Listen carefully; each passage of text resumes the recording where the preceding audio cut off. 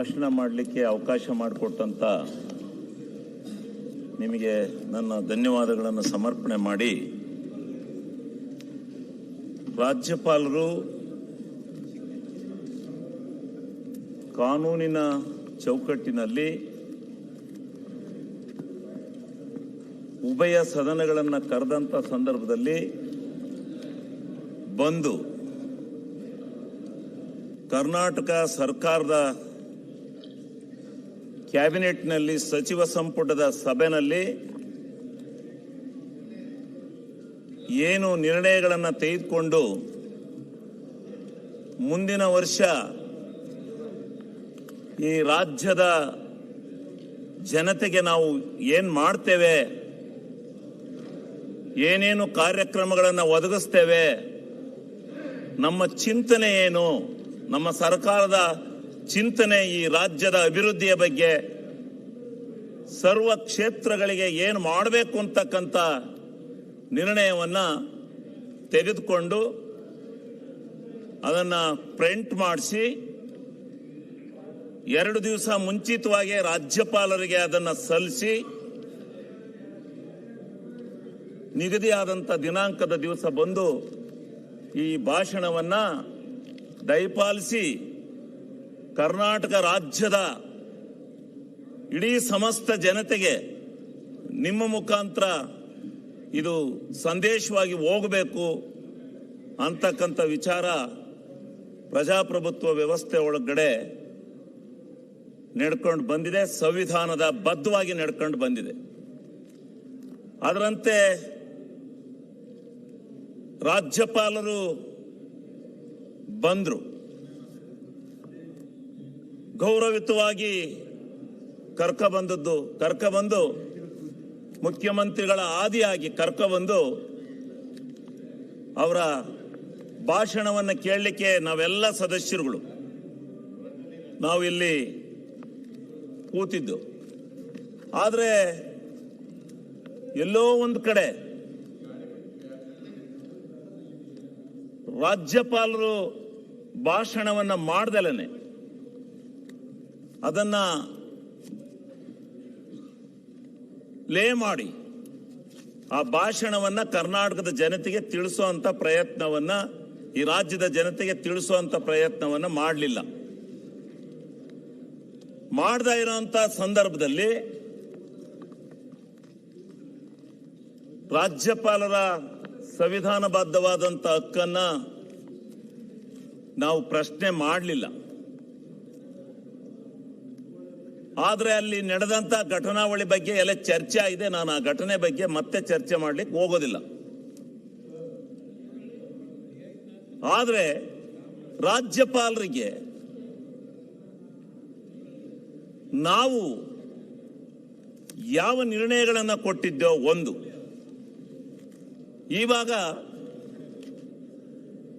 ನಮ್ಮ ಸರ್ಕಾರವನ್ನ ವಿರೋಧಿ ಪಕ್ಷದವರು ಬಹಳವಾಗಿ ನಮ್ಮ ಮುಖ್ಯಮಂತ್ರಿಗಳನ್ನ ಬಹಳವಾಗಿ ಟೀಕೆ ಮಾಡಿದ್ದಾರೆ.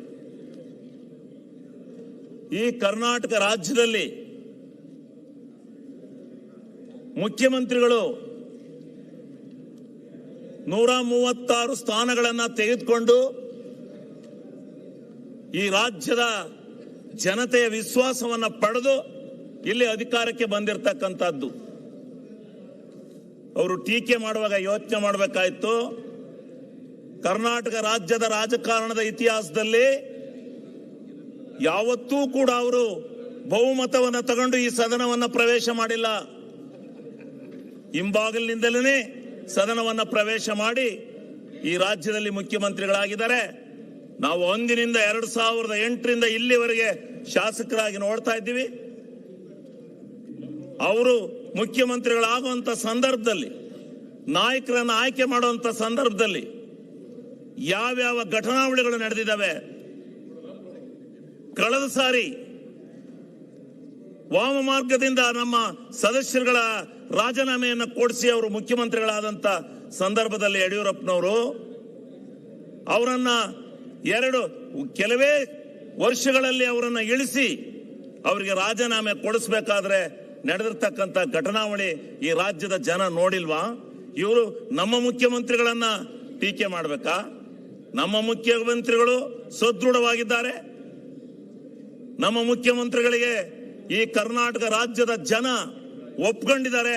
ಒಪ್ಕೊಳ್ಳೋ ಹೊತ್ತಿಗೆ ಮತ್ತೆ ಈ ಸಾರಿ ಅವರನ್ನ ಮುಖ್ಯಮಂತ್ರಿಯಾಗಿ ಆಯ್ಕೆ ಮಾಡಿದ್ದಾರೆ.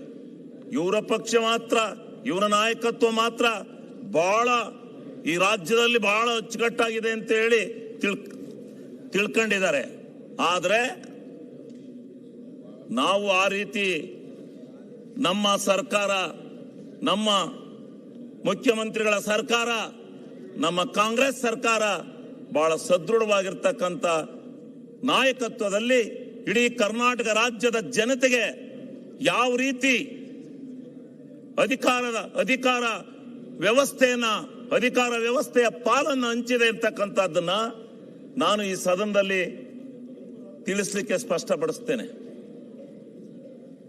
ಇವತ್ತು ನಾವು ಅಧಿಕಾರಕ್ಕೆ ಬರಬೇಕಾದ್ರೆ ಒಂದು ಮಾತನ್ನ ಕೊಟ್ಟು ಭರವಸೆ ಮೇಲೆ ಬಂದಿದ್ದು, ನಿಮಗೆ 5 ಗ್ಯಾರಂಟಿಗಳನ್ನು ಕೊಡ್ತೇವೆ.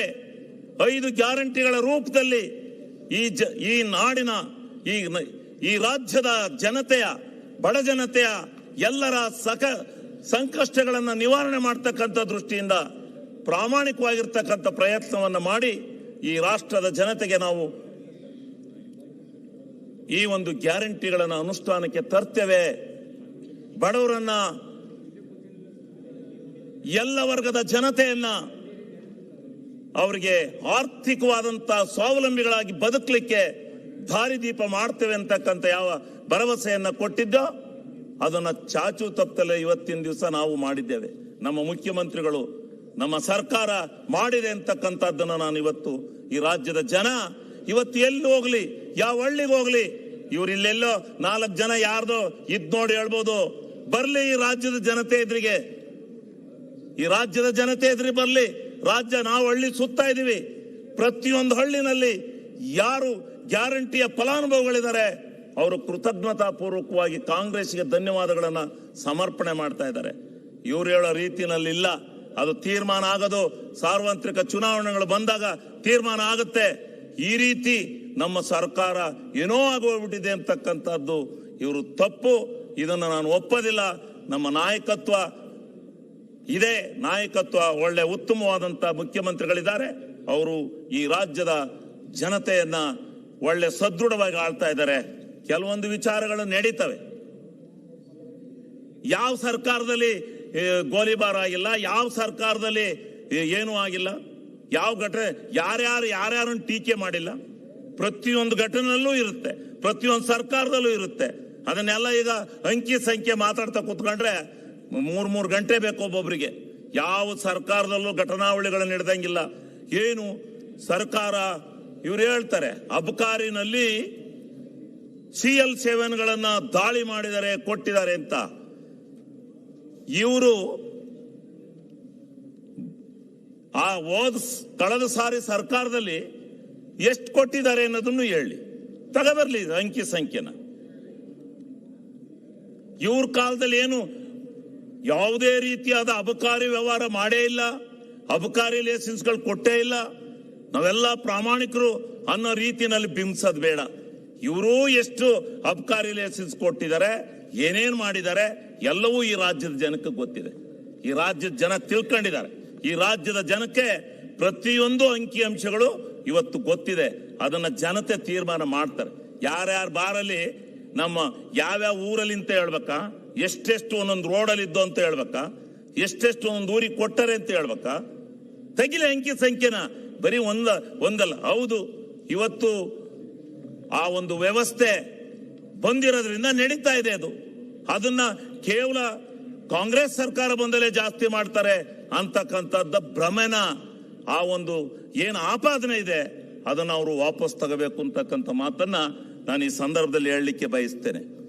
ಆಮೇಲೆ ನಮ್ಮ ಬಹುಮುಖ್ಯವಾಗಿರ್ತಕ್ಕಂಥದ್ದು ರಾಷ್ಟ್ರಪತಿ ರಾಜ್ಯಪಾಲರ ಹತ್ರ ಹೇಳಿಸ್ಬೇಕಾಗಿದ್ದಂಥದ್ದು, ರಾಜ್ಯಪಾಲರ ಹತ್ರ ನಾವು ಹೇಳಿಸ್ಬೇಕಾಗಿದ್ದು ಅನ್ನೋ ವಿಚಾರ ಬಹುಮುಖ್ಯವಾಗಿರ್ತಕ್ಕಂಥದ್ದು. ಏನು ಕೇಂದ್ರ ಮತ್ತು ರಾಜ್ಯಗಳ ಒಕ್ಕೂಟ ವ್ಯವಸ್ಥೆನಲ್ಲಿ ನಾವೇನು ಕಾನೂನನ್ನ, ಸಂವಿಧಾನವನ್ನು ರಚನೆ ಮಾಡ್ಕೊಂಡಿದೀವಿ, ಆ ಸಂವಿಧಾನದಲ್ಲಿ ಕೇಂದ್ರಕ್ಕೆ, ರಾಜ್ಯಕ್ಕೆ ತನ್ನದೇ ಆದಂಥ ಅಧಿಕಾರ ವ್ಯವಸ್ಥೆ ಇದೆ, ಕೇಂದ್ರಕ್ಕೂ ಇದೆ. ಆದರೆ ಕೇಂದ್ರ ಈ ಹಣಕಾಸಿನ ವ್ಯವಸ್ಥೆ ಒಳಗಡೆ ಒಂದು ಕಾನೂನನ್ನು ಜಾರಿಗೆ ತಂದರು. ನಾನು ಬಹಳವಾಗಿ ಅದನ್ನು ಅಭಿನಂದಿಸಿದ್ದೇನೆ. ಏನು, ಹಣಕಾಸು ಆಯೋಗವನ್ನು ರಚನೆ ಮಾಡಿದ್ರು. ಹಣಕಾಸು ಆಯೋಗವನ್ನು ರಚನೆ ಮಾಡಿ ಅಟಾನಮಸ್ ಬಾಡಿಯನ್ನು ಮಾಡಿ ಅವರು ಏನು ತೀರ್ಮಾನಗಳನ್ನು ತೆಗೆದುಕೋತಾರೆ ಆ ತೀರ್ಮಾನಗಳನ್ನು ಯಾವ ರಾಜ್ಯಕ್ಕೆ ಹಣಕಾಸಿನ ಮುಗ್ಗಟ್ಟಿದೆ, ಹಣಕಾಸಿನ ವ್ಯವಸ್ಥೆಯನ್ನು ಸರಿಪಡಿಸಬೇಕು. ಆ ಹಣಕಾಸಿನ ವ್ಯವಸ್ಥೆಯನ್ನು ಸರಿಪಡಿಸುವಂತ ಕಾಲದಲ್ಲಿ ಆ ಹಣಕಾಸಿನ ಆಯೋಗ ಏನು ಶಿಫಾರಸನ್ನ ಮಾಡುತ್ತೆ ಆ ಶಿಫಾರಸನ್ನ ಮಂತ್ರಿಮಂಡಲ ಕೇಳಬೇಕು ಅಂತಕ್ಕಂಥದ್ದು, ಅದನ್ನು ಕಾರ್ಯಾಚರಣೆಗೆ ತರಬೇಕು ಅಂತಕ್ಕಂಥ ಕಾನೂನು ಈ ದೇಶದಲ್ಲಿದೆ. ಆದರೆ ಆ ಹಣಕಾಸು ಆಯೋಗವನ್ನ ನೀವು ಗಣನೆ ತಗೊಳ್ಳದಲ್ಲೇ ಹಣಕಾಸು ಆಯೋಗವನ್ನ ಗಾಳಿ ತೂರಿ ನೀವು ಈ ರೀತಿ ಈ ರಾಜ್ಯಗಳನ್ನ, ಅದರಲ್ಲೂ ನೇರವಾದಂತ ಆಪಾದನೆ ಮಾಡ್ತೇನೆ, ಯಾವ ಬಿಜೆಪಿಯೇತರ ಸರ್ಕಾರಗಳು ಈ ದೇಶದಲ್ಲಿದ್ದಾವೆ ಆ ಎಲ್ಲ ರಾಜ್ಯಗಳಿಗೆ ಇವರು ಅನ್ಯಾಯ ಮಾಡ್ತಾ ಇದ್ದಾರೆ, ಹಣವನ್ನು ಹಂಚಿಕೆಯಲ್ಲಿ ಅನ್ಯಾಯ ಮಾಡ್ತಾ ಇದ್ದಾರೆ, ಯಾವ ಸವಲತ್ತನ್ನು ಕೊಡ್ತಕ್ಕಂಥದ್ರಲ್ಲಿ ಅನ್ಯಾಯ ಮಾಡ್ತಾ ಇದ್ದಾರೆ. ಅಂಕಿ ಸಂಖ್ಯೆಗಳನ್ನು ಹೇಳಿ ಸಮರ್ಥನೆ ಮಾಡಬಹುದು. ಇವತ್ತು ಕರ್ನಾಟಕ ರಾಜ್ಯವನ್ನ ಇವತ್ತು ಇಕ್ಕಟ್ಟಿಗೆ ಆರ್ಥಿಕವಾಗಿ ಸಿಕ್ಕಿಸಬೇಕು, ಇನ್ಯಾವ ದೃಷ್ಟಿನಲ್ಲೂ ಇವರನ್ನ ಸಿಕ್ಸಕ್ ಸಾಧ್ಯ ಇಲ್ಲ ಅಂತ ಹೇಳಿ ಹಣಕಾಸಿನ ತೊಂದರೆ ಕೊಡ್ತಕ್ಕಂಥ ದೃಷ್ಟಿನಲ್ಲಿ ಇವರು ಈ ಕೇಂದ್ರ ಸರ್ಕಾರ ಇವತ್ತು ಮಾಡ್ತಾ ಇದೆ. ಅದಕ್ಕೋಸ್ಕರನೇ ರಾಜ್ಯಪಾಲರ ವಂದನಾ ನಿರ್ಣಯದಲ್ಲಿ ನಾವು ಈ ವಿಚಾರನ ಪ್ರಸ್ತಾಪ ಮಾಡಿದ್ದೀವಿ. ಈ ವಿಚಾರನ ನಾವು ಪ್ರಸ್ತಾಪ ಮಾಡಿ ಇವತ್ತು ವ್ಯವಸ್ಥೆಯ ಒಳಗಡೆ ಇವತ್ತೇನು ಇವರು ಕೇಂದ್ರ ಸರ್ಕಾರಗಳು ನಮಗೆ, ನಾವು ರಾಜ್ಯಪಾಲರ ಹತ್ರ ಇದು ಸುಳ್ಳು ಅಂದ್ರೆ ಸುಳ್ಳು ಅಂದ್ಲಿ, 1,25,000 ಕೋಟಿ ರೂಪಾಯಿ ಹಣವನ್ನ ಕೇಂದ್ರ ಸರ್ಕಾರದಲ್ಲಿ ವಿವಿಧ ಇಲಾಖೆಗಳ ಮೂಲಕ ಈ ರಾಜ್ಯಕ್ಕೆ ಬರಬೇಕಾದಂತ ಹಣವನ್ನ ನೀವು ತಡೆ ಹಿಡಿದು ಕೊಡ್ಲಿಕ್ಕೆ ಆಗ್ದಲೇ ನೀವು ಈ ರಾಜ್ಯಕ್ಕೆ ಅನ್ಯಾಯ ಮಾಡ್ತಾ ಇದ್ದೀರಲ್ಲ. ನಾವು ಹೆಂಗೆ ಸಮರ್ಥವಾದಂತ ಆಡಳಿತವನ್ನ, ಹಣಕಾಸಿನ ಮುಗ್ಗಟ್ಟನ್ನ ಬಗೆಹರಿಸಿಕೊಂಡು ಮಾಡಬೇಕು. ನೀವೇನ್ ಮಾಡಿದ್ರಿ, GST ತಂದ್ರಿ, GST ತಂದು 50% ಅನ್ನ ತಗೊಂಡ್ರಿ. ನಾವು ಒಂದ್ ಸ್ವಲ್ಪ ಇರ್ರಿ ರಾಯರೆಡ್ಡಿಯರೇ, ಇದಕ್ಕೆ ಯಾಕಂಡ್ರಿ ಹೇಳೋದು, ರಾಯರೆಡ್ಡಿ ಅವರೇ ಮಾತಾಡಿ, ಯಾಕೆ ಡಿಸ್ಟರ್ಬ್ ಮಾಡ್ತೀರಿ? ಇದು ಹಿಂಗೆ ಮತ್ತೆ ಅವರು ಎಷ್ಟು ಸೈಲೆಂಟ್ ಆಗಿ ಕೂತ್ಕೊಂಡು ಅವ್ರು ಇದ್ರ ಪಕ್ಷದವ್ರು ಕೇಳಿದ್ರು. ನೀವು ಕೇಳಕ್ಕಾಗದೆ ಆಚೆ ಕಡೆಗೆ ಹೋಗ್ಬೇಕು. ನಿಮ್ ಮಾತವ್ರಿಗೆ ಇಂಟ್ರೆಸ್ಟ್ ಇಲ್ಲ ಗೌಡ್ರೆ, ನಿಮ್ ಮಾತು ಕೇಳೋ ಅಭಿರುಚಿನೇ ಅಲ್ಲ. ಯಾರಿಗಿದೆಯೋ ಇಲ್ವೋ ಕರ್ನಾಟಕ ರಾಜ್ಯ ಜನ ಕೇಳ್ತಾರ ಬಿಡ್ರಿ ನನ್ನ ಮಾತ. ಕರ್ನಾಟಕ ರಾಜ್ಯ ಜನಕ್ಕೆಲ್ಲ ಹೋಗುತ್ತೆ ಶಿವಲಿಂಗೇಗೌಡ ಏನ್ ಭಾಷಣ ಮಾಡಿದ ಅಂತ. ಈಗ ಈ ವ್ಯವಸ್ಥೆ ಒಳಗಡೆ ಇವತ್ತು ಏನು ಒಂದು ಹೋಗ್ರಿ, ನಾನು ಭಾಷಣ ಮಾಡೋದಿಲ್ಲ ಕಣ್ರಿ, ರಾಯರೆಡ್ಡಿ ಅವ್ರನ್ನ ಕಳಿಸ್ರಿ, ಅವ್ರ ಮಾಡಿಸ್ರಿ ಭಾಷಣ, ನಾನು ಕೂತ್ಕೊಳ್ತೀನಿ. ಇಲ್ಲ ರೀ, ಅವ್ರು ಯಾವತ್ ನಾನು ಭಾಷಣ ಮಾಡ್ಬೇಕಾದ್ರೆ ರಾಯರೆಡ್ಡಿ ಅವರೇ ನಾನು ಮಾಡೋದಿಲ್ಲ, ಹೋಗ್ರಿ.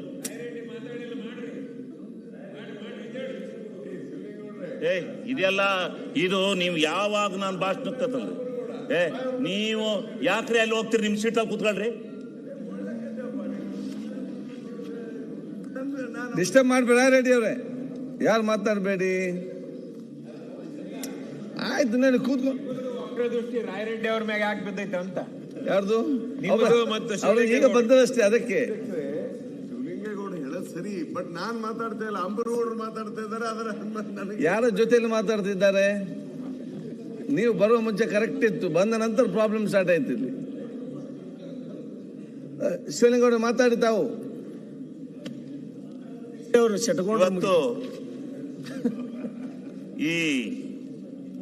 ಈ ವ್ಯವಸ್ಥೆಯನ್ನ ಕೇಂದ್ರ ಸರ್ಕಾರ GST ಅವ್ರು ತಗೊಂಡೋದ್ರು, 50-50 ಶೇರ್ ಮಾಡ್ಕೊಂಡು ಒಪ್ಪಂದ ಆಯ್ತು, ಶೇರ್ ಮಾಡ್ಕೊಂಡಿದೀವಿ. ಅದಾದ್ಮೇಲೆ ನಮ್ಮ ರಾಜ್ಯಕ್ಕೆ ನಮ್ಮ ರಾಜ್ಯದಿಂದ ಕೇಂದ್ರ ಸರ್ಕಾರಕ್ಕೆ ಹೋಗ್ತಕ್ಕಂಥ ಹಣದಲ್ಲಿ ನಮಗೆ ಕೊಡ್ತಕ್ಕಂಥ ಪಾಲು ಕೇವಲ 13%. ನಮ್ಮ ರಾಜ್ಯದಿಂದ ಎಷ್ಟು ಹಣ ಹೋಗುತ್ತೆ ಅದರಲ್ಲಿ ಕೇವಲ 13% ನೀವು ಕೊಟ್ಟು ಉಳಿದಿರ್ತಕ್ಕಂಥ ಹಣವನ್ನ ನೀವು ನಮ್ಮ ರಾಜ್ಯಕ್ಕೆ ಅನ್ಯಾಯ ಮಾಡ್ತಾ ಇದ್ದೀರಲ್ಲ, ಇದು ಸರಿಯಾ? ಅದಾದ ಮೇಲೆ ನೀವು ಹೆಂಗೆ ಒಂದು ರಾಜ್ಯ ಸರ್ಕಾರವನ್ನು ಇಕ್ಕಟ್ಟಿಸಿರಿಸ್ತೀರಿ ಅಂದ್ರೆ, ನಾವು ಈಗಾಗಲೇ ಬಜೆಟ್ ಮಂಡನೆ ಆಗಿದೆ. 4,09,000 ಕೋಟಿ ನಾವು ಬಜೆಟ್ ಮಂಡನೆ ಮಾಡಿದ್ದೀವಿ. ಇವತ್ತು ನೀವು ಈ ಸಂದರ್ಭದಲ್ಲಿ ಆ GST ದರವನ್ನು ಇಳಿಸಿ ನಮಗೆ ನಷ್ಟ ಉಂಟು ಮಾಡ್ತೀವಿ. ಯಾವುದೋ ಬಿಹಾರ್ನಲ್ಲಿ ಒಂದು ಚುನಾವಣೆ ಗೆಲ್ಲೋ ಉದ್ದೇಶದಿಂದ ನೀವು ಆ GST ದರವನ್ನು ಇಳಿಸಿ ನಮ್ಮ ರಾಜ್ಯಕ್ಕೆ ನಾವು 1,23,000 ಕೋಟಿ GST ಇಂದ ಬರುತ್ತೆ ಅಂತ ಹೇಳಿ ನಾವು ಬಜೆಟ್ ಅನ್ನು ಮಂಡನೆ ಮಾಡಿದ್ದೀವಿ. ನೀವು ಹೋಗಿ ಮಧ್ಯದಲ್ಲಿ ಆ GST ಹಣವನ್ನು ಕಡಿತಗೊಳಿಸ್ತೀರಿ. ಕಡಿತಗೊಳಿಸಿದಾಗ ನಮ್ಗಾಗುವಂತ ನಷ್ಟನ ಹೆಂಗೆ ಈ ರಾಜ್ಯದಲ್ಲಿ ಬರ್ಸೋದು? ಈ ರಾಜ್ಯದ ಸಂಪನ್ಮೂಲದಲ್ಲಿ ಹೆಂಗ್ ಬರ್ಸೋದು? ಇದನ್ನ ಯೋಚನೆ ಮಾಡ್ಬೇಕಲ್ಲ. ಇದು ಕೇಂದ್ರ ಸರ್ಕಾರ ಏನು ರಾಜ್ಯ ಸರ್ಕಾರಗಳ ಈ ವ್ಯವಸ್ಥೆಗೆ ವಿರೋಧಿ ಸರ್ಕಾರ ಇರ್ತಕ್ಕಂಥ ಸರ್ಕಾರಗಳಿಗೆ ಅನ್ಯಾಯ ಮಾಡ್ತಾ ಇದೆ ಅಂತಕ್ಕಂಥ ವಿಚಾರವನ್ನ ನಾನು ಈ ಸಂದರ್ಭದಲ್ಲಿ ಅದಕ್ಕೋಸ್ಕರ ಈ ವಿಚಾರವನ್ನ ನಾನು ಪ್ರಸ್ತಾಪ ಮಾಡ್ತಾ ಇದ್ದೇನೆ. ಇವತ್ತು ಹೌದು, ಈ ಒಕ್ಕೂಟ ವ್ಯವಸ್ಥೆನಲ್ಲಿ ನೀವು ಕೇಂದ್ರ ಸರ್ಕಾರ ಮತ್ತು ರಾಜ್ಯ ಸರ್ಕಾರಗಳು ಯೋಜನೆಗಳನ್ನ ರೂಪಿಸ್ಕೊತೀವಿ. ರಾಜ್ಯ ಮತ್ತು ಕೇಂದ್ರ ಸರ್ಕಾರಗಳು 50-50 ಶೇರಿಂಗ್ ಇದೆ, 60-40 ಶೇರಿಂಗ್ ಇದೆ. ಈ ರೀತಿ ಯೋಜನೆಗಳನ್ನ ನಾವು ರೂಪಿಸ್ಕೊತೀವಿ. ರೂಪಿಸ್ಕೊಂಡ್ಮೇಲೆ ಅದಕ್ಕೆ ತಕ್ಕನಾಗಿ ನೀವು ನಮಗೆ ಸಂಪನ್ಮೂಲವನ್ನು ಕೊಡಬೇಕಲ್ಲ. ನೀವು ಸಂಪನ್ಮೂಲನೆ ಕೊಡದಲನೆ ನಮ್ಮ ಹಣವನ್ನೆಲ್ಲ ನೀವು ತಡೆದಿಟ್ಕೊಂಡು ಇವತ್ತು JJM ಒಂದ್ರಲ್ಲೇ ನೀವೇ ತಂದದ್ದು. ಯಾರಿಗೆ ಉಪಯೋಗ ಮಾಡಕ್ ತಂದ್ರೆ JJM ತಂದ್ರಿ, ನಮ್ಮನ್ನು ಪಾಲ್ದಾರರು ಮಾಡ್ಕೊಂಡ್ರಿ. ಕರ್ನಾಟಕ ಸರ್ಕಾರನೇ ಮಾಡ್ಕೊಂಡು ಇವತ್ತು 33,000 ಕೋಟಿ ರೂಪಾಯಿ ಕರ್ನಾಟಕ ಸರ್ಕಾರ ಖರ್ಚು ಮಾಡಿದ್ರೆ ನೀವು ಕೇವಲ 11,000 ಕೋಟಿ ಕೊಟ್ಟಿದ್ರಿ, ಇನ್ನೂ ದುಡ್ಡೇ ಕೊಟ್ಟಿಲ್ಲ. ಮತ್ತೆ ಹೆಂಗೆ ಕರ್ನಾಟಕ ಸರ್ಕಾರ ನಡೆಸೋದು? ನಿಮ್ಗೇನು ಹಣಕಾಸಿನ ಇಕ್ಕಟ್ಟಿನಲ್ಲಿ ಈ ರಾಜ್ಯವನ್ನು ಶಿಕ್ಷಿ ಜನತೆಯಿಂದ ಒಂದ್ ನಿಮಿಷ ಇಲ್ಲ ಇಲ್ಲ ಆಮೇಲೆ ಮಾತಾಡಿ. ಇಲ್ಲ ಇಲ್ಲ ಕೃಷ್ಣಪ್ಪನವರೇ ಮಾತಾಡಿ ಮುಗಿ, ಮತ್ತೆ ಮಾತಾಡಕ್ಕೆ ಯಾಕೆ ಮಾತಾಡ್ಬೇಡಿ. ಕೃಷ್ಣ ಕಂಟಿನ್ಯೂ ಮಾಡಿ. ಶಿವಲಿಂಗ ಅವ್ರೆ ನಮ್ಮಲ್ಲಿ ಕಂಟಿನ್ಯೂ ಮಾಡಿ. ಎಕ್ಸ್ಪೆಂಡಿಚರ್ UC ಕಟ್ಟಿಲ್ಲ. ಆಯ್ತು, ಯಾಕೆ ನೀವೆಲ್ಲ ಹೇಳ್ತೀವಿ? ಆಯ್ತು, ಉತ್ತರ ಕೊಡ್ತಾರೆ. ಆಯ್ತಪ್ಪ, ನೀವ್ ಯಾಕೆ ಟೆನ್ಷನ್ ಮಾಡ್ತಕ್ಕೆ? ಈಗ ಎಕ್ಸ್ಪೆಂಡಿಚರ್ ಅಲ್ಲ, ನಾವೇನ್ ಇವ್ರಲ್ಲ. ಇವತ್ತು ಯಾವ ರೀತಿ ಕೇಂದ್ರ ಸರ್ಕಾರ ಎಷ್ಟು ಕೊಡಬೇಕು, ಎಷ್ಟು ದಾಖಲಾತಿನ ಬಿಡುಗಡೆ ಮಾಡಬೇಕು ಬಿಡುಗಡೆ ಮಾಡ್ತಾರೆ, ಅದನ್ನ ಅವ್ರು ಕೊಟ್ಟಿಲ್ಲ. ಇದನ್ನ ಈ ಅಂಶನ ನಾವು ಇದಾಗಿ ಪ್ರಿಂಟ್ ಮಾಡಿದೀವಿ. ಇದೇನಾದ್ರು ತಪ್ಪಾದ್ರೆ ಅವ್ರು ಕೊಡ್ಬೇಕಾಗಿಲ್ಲ ಅಂತಂದ್ರೆ ನೀವು ಕೇಳಿದ ಇದು ಕೊಡ್ತೀನಿ ನಾನು. ಅವರು ನಮ್ಮ ರಾಜ್ಯಕ್ಕೆ ಬರಬೇಕಾದಂತ ಹಣನ ಬಿಡುಗಡೆ ಮಾಡಿಲ್ಲ. ಶಿವಲಿಂಗ ಅವ್ರೆ ಮುಂದುವರಿಸಿ. ಅವ್ರು ಯಾಕೆ ಮಾತಾಡ್ತೀರಿ? ಕೃಷ್ಣಪ್ಪರ ಅವ್ರೆ ನೀವು ಯಾಕೆ ಮಾತಾಡ್ತೀರಿ? ಕೃಷ್ಣಪ್ಪರ ಅವ್ರೆ ಹೌದು, ಶಿವಲಿಂಗ ಅವ್ರೆ ಅದಕ್ಕಲ್ಲ ಮಾತಾಡಿ. UC ತಗೊಳೋದು ಒಂದ್ ಕೆಲಸ ಅಲ್ಲ. UC ತಗೊಳಕ್ಕೆ ಸಾಯಂಕಾಲದ ಹೊತ್ತಿಗೆ ಕೊಡ್ತಾರೆ. ಶಿವಲಿಂಗ ಅವ್ರೆ ಕೊಟ್ಟಾಗಿದೆ, ಆದ್ರೂ ಹಣ ಬಿಡುಗಡೆ ಆಗಿಲ್ಲ. ಶಿವಲಿಂಗ ಅವ್ರೆ ಅವರಲ್ಲಿ ನೀವ್ಯಾಕೆ ಅವ್ರಿಗೆ ಉತ್ತರ ಕೊಡ್ಲಿಕ್ಕೆ ಹೋಗ್ತೀರಿ? ಅದೇ ಈ ರೀತಿ ಯಾವುದೇ ಒಂದು ಸ್ಕೀಮ್ ತಗೊಳ್ಳಿ ನೀವು, 15 ಫೈನಾನ್ಸ್ ಅಲ್ಲಿ ಏನ್ ಇವತ್ತಿನವರೆಗೆ 2,500-3,000 ಕೋಟಿ ನಮ್ಮ ಕರ್ನಾಟಕಕ್ಕೆ ಕೊಡಬೇಕು, ಕೊಟ್ಟಿಲ್ಲ. 5,300 ಕೋಟಿನ ನೀವು ಬಜೆಟ್ ನಲ್ಲಿ ಅನೌನ್ಸ್ ಮಾಡಿರಿ. ಇಲ್ಲಿ ಬೊಮ್ಮಾಯಿ ಅವರು ಅನೌನ್ಸ್ ಮಾಡಿರೋ ಭದ್ರಾ ಮೇಲ್ದಂಡೆಗೆ ಇವತ್ತಿನವರೆಗೂ ನೀವು ಕೊಡ್ಲಿಲ್ಲ 5 ಪೈಸನ. ನಾವ್ ಹೆಂಗ ನೀರಾವರಿ ಯೋಜನೆ ನಡೆಸೋದು? ಹಂಗಾರೆ ಕರ್ನಾಟಕದಿಂದ ನೀವೇನು ಟ್ಯಾಕ್ಸ್ ತಗೋತಾ ಇಲ್ವಾ? ನಮ್ಮ ಕರ್ನಾಟಕದಿಂದ ನಿಮಗೆ ಟ್ಯಾಕ್ಸ್ ಬರ್ತಾ ಇಲ್ವಾ? ನೀವು ಅತಿ ಹೆಚ್ಚು ಈ ರಾಷ್ಟ್ರದಲ್ಲಿ ಏನಾದ್ರು ಟ್ಯಾಕ್ಸ್ ಬರೋದಾದ್ರೆ ನಮ್ಮಿಂದ GST 50-50 ಮಾಡ್ಕೊಡ್ರಿ. ಇನ್ಕಮ್ ಟ್ಯಾಕ್ಸ್ ನಮ್ಗೆ ಯಾಕೆ ಕೊಡ್ತಾ ಇಲ್ಲ? ಕರ್ನಾಟಕದಿಂದ ಹೋಗೋ ಇನ್ಕಮ್ ಟ್ಯಾಕ್ಸ್ ಅಲ್ಲಿ ಅರ್ಧ ಭಾಗನ ಯಾಕೆ ನೀವು ಒಬ್ಬರೇ ಇಟ್ಕೊತಾ ಇದ್ರಿ? ಕೊಡಿ ಅದ್ರಲ್ಲಿ ಭಾಗನ. ಯಾಕೆ ಇದರಲ್ಲಿ ಸರ್ಚಾರ್ಜ್ ಸೆಸ್ ಅಲ್ಲಿ ನಮಗೆ ಹಣ ಕೊಡ್ತಾ ಇಲ್ಲ, ಸರ್ಚಾರ್ಜ್ ಅಲ್ಲಿ ಯಾಕೆ ನಮಗೆ ಭಾಗ ಕೊಡ್ತಾ ಇಲ್ಲ? ನಮ್ಮ ರಾಜ್ಯದಿಂದ ಎಷ್ಟು ಹಣಕಾಸು ಹೋಗುತ್ತೆ? ನೀವ್ ಹೆಂಗ ಇಲ್ಲಿಂದ 50-50 ತಗೋತಾ ಇದೀರೋ, ನಮ್ಗೂ ಅದ್ರಲ್ಲಿ 50-50 ಕೊಡಿ. ಆವಾಗ ಈ ರಾಜ್ಯನ ಯಾವ ರೀತಿ ಮಿಂಚಿಸಬಹುದು ಅಂತಕ್ಕಂಥದ್ದನ್ನ, ಈ ರಾಜ್ಯನ ಯಾವ ರೀತಿ ಪ್ರಗತಿ ಪಥದಲ್ಲಿ ತಗೊಂಡೋಗ್ಬಹುದು ಅಂತಕ್ಕಂಥದ್ದನ್ನ ಹೇಳ್ತೀವಿ. ಒಕ್ಕೂಟ ವ್ಯವಸ್ಥೆನ ಮಾಡ್ಕೊಂಡು ಇವತ್ತು ಇಷ್ಟರ ಮಟ್ಟಿಗೆ ಈ ದೇಶವನ್ನ, ಈ ರಾಜ್ಯಗಳನ್ನ ಯಾಕೆ ಅಯ್ಯೋ ಅನ್ನಿಸ್ತೀರಿ? ಯಾವುದೊಂದ್ರಲ್ಲೂ ಅಯ್ಯೋ ಅನ್ನಿಸ್ತೀರಿ. ನರೇಗಾ ಯೋಜನೆನ ಬಹಳ ಮಟ್ಟಿಗೆ ಹೇಳ್ತಾ ಇದ್ರಿ. ನರೇಗಾನ ಮಹಾತ್ಮ ಗಾಂಧೀಜಿ, ಹೌದಪ್ಪ, ಈ ದೇಶಕ್ಕೆ ಸ್ವತಂತ್ರ ತಂದು ಕೊಟ್ಟಂತ ಮಹಾತ್ಮ ಗಾಂಧೀಜಿ ಅಂತೇಳಿ ಇವತ್ತಿನ ಚಿಕ್ಕ ಮಕ್ಕಳು ಹೇಳಿದ್ರು ಮಹಾತ್ಮ ಅಂತಾರೆ ಮಹಾತ್ಮ ಗಾಂಧೀಜಿನ. ಅಂತ ಮಹಾತ್ಮನ ಹೆಸರನ್ನು ಬದಲಾಯಿಸುವ ಅವಶ್ಯಕತೆ ಏನಿತ್ತು? ನೀವು ಯೋಜನೆಗಳನ್ನ ಪರಿಷ್ಕರಿಸೋದು, ಯೋಜನೆಗಳನ್ನ ಪರಿವರ್ತನೆ ಮಾಡುವಂತದ್ದು, ಅದರಲ್ಲಿ ಇರ್ತಕ್ಕಂಥ ಡಿಫೆಕ್ಟ್ ಅನ್ನು ಸರಿಪಡಿಸ್ತಕ್ಕಂಥದ್ದು ನಿಮ್ಮ ಸರ್ಕಾರದ ಇಚ್ಛೆ ಆಗಿರಬಹುದು. ಆದರೆ ಅದನ್ನು ಸರಿಪಡಿಸಿ, ಅದರಲ್ಲಿರ್ತಕ್ಕಂಥ ನ್ಯೂನತೆಗಳನ್ನು ಸರಿಪಡಿಸಿ, ಇಲ್ಲ ಬೇಕಾದ್ರೆ ಅದನ್ನ ಯಾವ ವ್ಯವಸ್ಥೆನ ಮಾಡ್ಬೇಕು ಅದನ್ನು ಮಾಡ್ಕೊಳ್ಳಿ. ಆದ್ರೆ ಅಂತ ಮಹಾತ್ಮನ ಹೆಸರನ್ನ ತೆಗೆದು ಇಡೀ ಪ್ರಪಂಚದಲ್ಲಿ 250 ವರ್ಷಗಳ ಕಾಲ ನಮ್ಮನ್ನ ದಾಸತ್ವದಿಂದ ಬಿಡುಗಡೆ ಮಾಡಿದಂತ ಒಬ್ಬ ಮಹಾತ್ಮನ ಹೆಸರನ್ನ ನೀವು ಆ ಯೋಜನೆಯಿಂದ ತೆಗೆದ್ರಲ್ಲ, ಇದು ಸಮರ್ಥವ? ಇದನ್ನ ಜನ ಒಪ್ತಾರ? ಯಾತ ತೆಗೆದ್ರಿ? ನೀವು ಯೋಜನೆ ಬೇಕಾದ್ರೆ ಬದಲಾವಣೆ ಮಾಡಿ, ಸ್ವಲ್ಪ ಅದನ್ನು ಕರೆಕ್ಷನ್ ಮಾಡಿ, ನಾನು ಬೇಡ ಅಂತ ಹೇಳೋದಿಲ್ಲ, ಅದ್ರಲ್ಲಿ ತಪ್ಪಿದ್ರೆ ತಿದ್ದಿ. ಆದ್ರೆ ಯಾವ ಮನಮೋಹನ್ ಸಿಂಗ್ ರವರು ಗ್ರಾಮ ಸ್ವರಾಜ್ಯ ಆಗಬೇಕು, ಮಹಾತ್ಮ ಗಾಂಧೀಜಿ ಕಂಡಂತ ಗ್ರಾಮ ಸ್ವರಾಜ್ಯದ ಕನಸು ನನಸಾಗಬೇಕು ಅಂತ ಹೇಳಿ ಹೋರಾಟವನ್ನ ಮಾಡಿ ಅವತ್ತು ಈ ಯೋಜನೆಯನ್ನ ಜಾರಿಗೆ ತಂದು ಈ ನರೇಗಾವನ್ನ ಇಡೀ ರಾಜ್ಯದ ಜನತೆ, ಇಡೀ ರಾಷ್ಟ್ರದ ಜನತೆಗೆ ಕೊಟ್ರಲ್ಲ, ಆ ರಾಷ್ಟ್ರದ ಜನತೆಗೆ ಕೊಟ್ಟಂತ ಈ ಒಂದು ಯೋಜನೆಯನ್ನ ನೀವು ಏನ್ ಮಾಡಿದ್ರಿ? ಅದನ್ನ ಈಗ ನಮ್ಗೆ ಏಕಕಾಲದಲ್ಲಿ ಕೇಳ್ತಾ ಇದ್ದೀರಾ, ಏಕಕಾಲದಲ್ಲಿ ರಾಜ್ಯಕ್ಕೆ ಹೊರೆ ಹೊರಿಸ್ತಾ ಇದ್ದೀರಾ. 40% ನೀವು ಕೊಡಿ, ಆಮೇಲೆ ಅದು ನರೇಗಾದಲ್ಲಿ ಬಂದಾಗ ಮಾತಾಡೋಣ. 40% ನೀವು ಕೊಡಿ. ನಮ್ಮ ರಾಜ್ಯಕ್ಕೆ ಹೊರೆ ಆಗಲಿಲ್ಲ. 3,000, 2,500ದಿಂದ 3,000 ಕೋಟಿ ನಮ್ಮ ರಾಜ್ಯಕ್ಕೆ ಹೊರೆ ಆಗಲಿಲ್ಲ. ಅವತ್ತು ಮನಮೋಹನ್ ಸಿಂಗ್ ಅವ್ರು ಮಾಡಿದಂತ ಕಾನೂನನ್ನ ನೀವು ಇವತ್ತ್ಯಾಕೆ ಬದಲಾವಣೆ ಮಾಡಿರಿ? ನರೇಗಾದಿಂದ ಬಹಳ ಆಗಿದೆ ಅಂತ ಹೇಳ್ತಾರೆ. ಮುಂದೆ ಸೋಷಿಯಲ್ ಆಡಿಟ್ ಬರುತ್ತೆ, ಚರ್ಚೆಗೆ ಬರುತ್ತೆ. ಈ ರಾಜ್ಯದಲ್ಲಿ ಸೋಷಿಯಲ್ ಆಡಿಟರು ಏನು ಆ ಯೋಜನೆ ಫಲಶ್ರುತಿ ಆಗಿದೆ ಅಂತಕ್ಕಂಥ ರಿಪೋರ್ಟ್ ಅನ್ನು ಕೊಟ್ಟಿದ್ದಾರೆ. ನೀವು ಆ ಯೋಜನೆಯನ್ನ ತೆಗಿಬೇಕು ಅಂತಕ್ಕಂಥ ಉದ್ದೇಶದಿಂದಲೇ ಇವತ್ತು ಆ ಯೋಜನೆಯನ್ನ ನೀವು ಈ ರೀತಿ ಅದನ್ನು ಮುಗಿಸ್ಬೇಕು ಅಂತಕ್ಕಂಥ, ಅದನ್ನ ತೆಗೆದಾಕ್ಲೇಬೇಕು ಅಂತಕ್ಕಂಥ ಉದ್ದೇಶದಿಂದ ಮಹಾತ್ಮ ಗಾಂಧೀಜಿ ಹೆಸರನ್ನ ನೀವು ಮಹಾತ್ಮ ಗಾಂಧೀಜಿ ಅವರನ್ನ ಹೆಸರನ್ನ ಹಾಳು ಮಾಡಿದ್ರಲ್ಲ ಅಧ್ಯಕ್ಷರೇ, ಅದನ್ನ ತೆಗಿಬಾರ್ದು. ಅಧ್ಯಕ್ಷರೇ, ಮಹಾತ್ಮ ಗಾಂಧೀಜಿ ಅವ್ರದೇ ಕನಸಿತ್ತು ರಾಮರಾಜ್ಯ ಆಗ್ಬೇಕಂತ ಹೇಳಿ. ರಾಮರಾಜ್ಯ ಆಗ್ಬೇಕಂತ ಹೇಳಿದವ್ರು ಯಾರು? ಅಂತ ರಾಮನ್ ವಿರೋಧಿಗಳಂತ ನೀವು ಹೇಳಿಸಿಲ್ಲ. ಯಾರು? ನಾವ್ಯಾಕೆ ರಾಮನ್ ವಿರೋಧಿ ಆಗರ್ರಿ? ನಾವೆಲ್ಲ ರಾಮನ್ ಭಕ್ತರೆ. ಬಿಜೆಪಿ ನೀವು ಮಹಾತ್ಮ ಗಾಂಧೀಜಿ ಈಗಿನ ಶತಮಾನದಲ್ಲಿ ಹೇಳ್ರಿ, ರಾಮದ್ದು ಕ್ಷೇತ್ರ ಈಗ ರಾಮಂದ ಆಮೇಲೆ ಮಾತಾಡೋಣ. ಈಗ ನಮ್ಮನ್ನ ಕಡಿ ಕಾಣಿಸಿರಲ್ರಿ, ನಮ್ಮನ್ನ ಒಂದು ಇದಕ್ ತಂದ್ರಲ್ರಿ, ನಮ್ಮನ್ನ ಒಂದು ವ್ಯವಸ್ಥೆ ತಂದ್ರಲ್ರಿ, ಅದನ್ನ ಹೇಳ್ರಿ ಸ್ವಾಮಿ.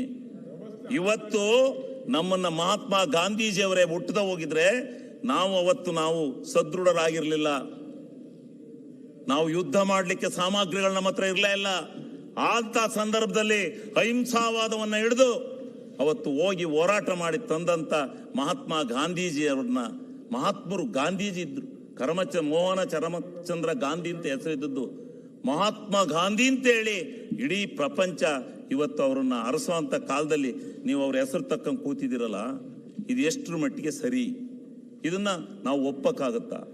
ಇನ್ನು ಕೇಂದ್ರ ಸರ್ಕಾರದಿಂದ ಯಾವ್ಯಾವ ಯೋಜನೆಯಿಂದ ಎಷ್ಟೆಷ್ಟು ಹಣವನ್ನ ನಮಗೆ ಕೊಡಬೇಕು. ಒಂದು ಸಾರಿ ಈ ಭಾರತ ದೇಶದ ಇತಿಹಾಸದಲ್ಲಿ ಕೇಂದ್ರ ಸರ್ಕಾರ ಫ್ಲಡ್ ಡ್ಯಾಮೇಜ್ ದುಡ್ಡನ್ನ ಕೊಡದೆ ಹೋದಾಗ ಹೋಗಿ ಸುಪ್ರೀಂ ಕೋರ್ಟ್ಗೆ ಹಾಕಿ ತಗೊಂಡಂತ ಇತಿಹಾಸ ಇದೆಯೇನ್ರಿ? ಅಂತ ಇತಿಹಾಸ ಇದೆಯೇನ್ರಿ? ಅದನ್ನು ಮಾಡಿದ್ರಿ ನೀವು. ಅದಕ್ಕೋಸ್ಕರ ನಾವು ಕೇಂದ್ರ ಸರ್ಕಾರ ಮಲತಾಯಿ ಧೋರಣೆ ಮಾಡ್ತಾ ಇದೆ. ಇದು ಮಾಡಬಾರ್ದು. ಎಲ್ಲರನ್ನೂ ಸಮಾನವಾಗಿ ಕಾಣಬೇಕು ಅನ್ನೋ ದೃಷ್ಟಿಗೋಸ್ಕರನೇ ನಾವು ಇವತ್ತು ಹೇಳ್ತಾ ಇರತಕ್ಕಂಥದ್ದು. ಅದನ್ನ ಬಿಟ್ಟು ನೀವು ಇವತ್ತು ಈ ಒಂದು ಅದಕ್ಕೋಸ್ಕರ ನಾವು ಪ್ರಿಂಟ್ ಮಾಡಿಸಿರೋದು. ಇಲ್ಲ ಅಂತ ಹೇಳಿ, ನಿಮಗೆ ಬರಬೇಕಾಗಿಲ್ಲ ಅಂತ ಹೇಳಿ, ಈ ರಾಜ್ಯಕ್ಕೆ ಬರಬೇಕಾಗಿಲ್ಲ ಅಂತ ಹೇಳ್ರಿ. ಈ ರಾಜ್ಯಕ್ಕೆ ಹಣ ಬರಬೇಕಾಗಿಲ್ಲ, ಇಷ್ಟು ಹಣ ಬರಬೇಕಾಗಿಲ್ಲ, ನಾವು ಕೊಡಬೇಕಾಗಿಲ್ಲ ಅಂತ ಸಮರ್ಥನೆ ಮಾಡಬೇಕಾಯ್ತು. ನಿಮ್ಮಲ್ಲಿ ಕಡೆ ಭಾಷಣ ಮಾಡಿರಲ್ಲ, ನೀವು ತಪ್ಪು ಪ್ರಿಂಟ್ ಮಾಡಿ ರಾಜ್ಯಪಾಲರ ಹತ್ರ ಓದ್ಸಕ್ ಹೋಗಿದ್ರಿ. ಈ ರಾಜ್ಯದ ಜನಕ್ಕೆ ತಿಳಿಸ್ತಾ ಇದ್ರಿ ಇಷ್ಟು ಹಣನ ನಾವು ಕೊಡಬೇಕಾಗಿಲ್ಲ ಅಂತ ಅಂಕಿ ಸಂಖ್ಯೆ ಹೇಳ್ಬೇಕಾಯ್ತು. ನಾವು ಪ್ರಿಂಟ್ ಮಾಡಿಸಿದೀವಲ್ಲ, ಈ ಪ್ರಿಂಟ್ ಮಾಡಿ ನಾವು ಪಬ್ಲಿಕ್ ಡಾಕ್ಯುಮೆಂಟ್ ಮಾಡಿದೀವಲ್ಲ, ಹೇಳ್ಬೇಕಾಯ್ತು ಅಂಕಿ ಸಂಖ್ಯೆನ. ನಾವು ಕೊಡಬೇಕಾಗಿಲ್ಲ ಅಂತೇಳಿ ಇಷ್ಟು ಹಣವನ್ನ ಕೊಡದೆ ಹೋದ್ರೆ ನಾವು ಸುಭದ್ರವಾದಂತ ಸರ್ಕಾರವನ್ನ ಈ ರಾಜ್ಯದಲ್ಲಿ ನೀಡಬೇಕಾದ್ರೆ ಯಾವ ರೀತಿ ಹಣಕಾಸಿನ ಮುಗ್ಗಟ್ಟು ಉಂಟಾಗಲ್ವಾ? ನಿಮಗೆ ಆದ್ರೆ ಉಂಟಾಗಲ್ವಾ? ನೀವೇ ವಿರೋಧ ಪಕ್ಷದಲ್ಲಿ ಕೂತಿದ್ದಾಗ ಇದು ಉಂಟಾಗಿದ್ರೆ ಏನ್ ಮಾಡ್ತಿದ್ರಿ?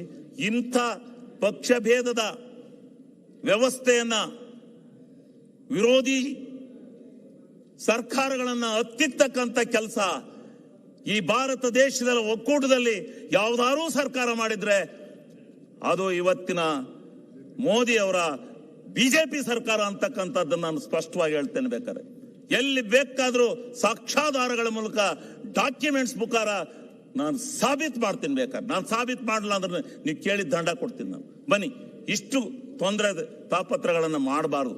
ರಾಜ್ಯ ಸರ್ಕಾರಗಳು ದುಡನೆ ನಿಮ್ಮ ಕೇಂದ್ರಕ್ಕೂ ಟ್ಯಾಕ್ಸ್ ಬರೋದು.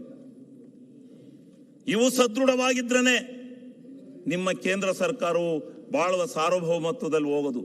ಅದನ್ನ ಬಿಟ್ಟು ರಾಜ್ಯ ಸರ್ಕಾರಗಳನ್ನ ನಿಮ್ಮ ಪಕ್ಷ ಇಲ್ಲದೆ ಇರುವಂತ ಸರ್ಕಾರದಲ್ಲಿ, ನಿಮ್ಮ ಪಕ್ಷ ಅಧಿಕಾರದಲ್ಲಿ ಇರ್ತಕ್ಕಂಥ ರಾಜ್ಯ ಸರ್ಕಾರಗಳನ್ನ ತೆಗಿತಕ್ಕಂಥ, ಅವರನ್ನ ಒಂದು ಯಾವುದೋ ರೀತಿಯಲ್ಲಿ ಅವರನ್ನ ಮಾನಸಿಕವಾಗಿ ಹಿಂಸೆ ಕೊಡ್ತಕ್ಕಂಥ ಕೆಲಸ ಇದು ಪ್ರಜಾಪ್ರಭುತ್ವ ವ್ಯವಸ್ಥೆಯಲ್ಲಿ. ಇದಕ್ಕೆ ಇಷ್ಟೆಲ್ಲ ಹೋರಾಟ ಮಾಡಿ ಅಂಬೇಡ್ಕರ್ ಅವರು ಸಂವಿಧಾನ ಬರೀಬೇಕಾಗಿರಲಿಲ್ಲ. ಮಹಾತ್ಮ ಗಾಂಧೀಜಿಯವರು ಈ ದೇಶಕ್ಕೆ ಎಲ್ಲ ಮಹಾತ್ಮರು ಹೋರಾಟ ಮಾಡಿ ಸ್ವತಂತ್ರವನ್ನ ತರಬೇಕಾಗಿರಲಿಲ್ಲ. ಇಂಥ ವ್ಯವಸ್ಥೆಯನ್ನ ಮಾಡಿರ್ತಕ್ಕಂಥದ್ದು ಇದು ಖಂಡನೀಯ ಅಂತಕ್ಕಂಥ ಮಾತನ್ನ ನಾನು ಈ ಸಂದರ್ಭದಲ್ಲಿ ಹೇಳ್ತೇನೆ. ಇವರು ಹೇಳಿದ್ರು ಸ್ವಲ್ಪ ಇದು ಇದು ಹದಗೆಟ್ಟಿದೆ ಅಂತ.